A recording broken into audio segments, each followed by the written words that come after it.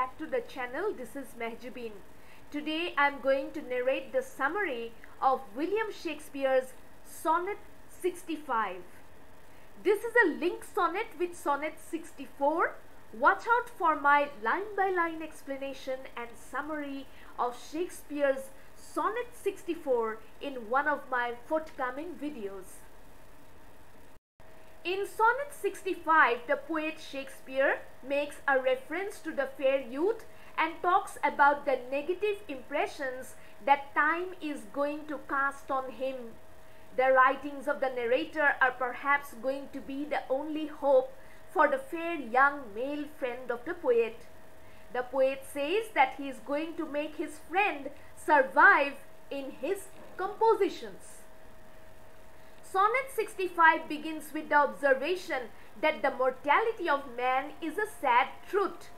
A person who is born has to grow old and die one day, no matter how handsome he is in his lifetime.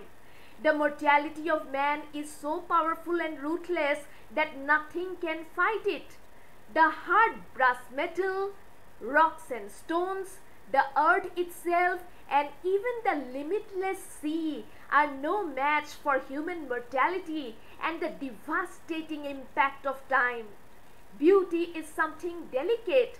How can it control the passionate anger of time? Beauty can create things which are as delicate as a flower. The narrator wonders how the frail yet delightful things associated with the onset of the summer season protect themselves from the terrible influence of time which causes decay and destruction. Neither giant-sized rocks nor gates made of steel can wield a shield against the devastating impact of time. This is a thought which creates a sense of insecurity in the poet.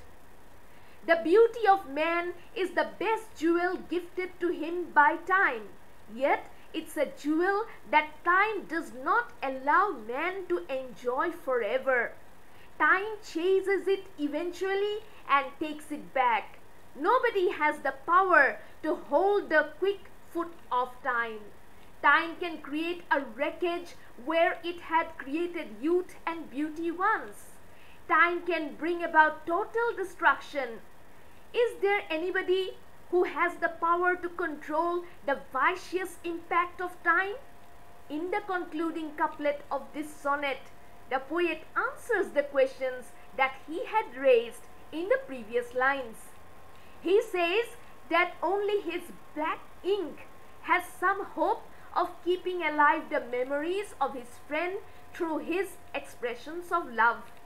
His friend might still shine in his poetry because the poet has the belief that his pen might be able to weave some miracle and keep beauty alive in the pages of poetry books dedicated to his beloved friend. Well, that's all for today. I will be meeting you again very soon. Until then, bye.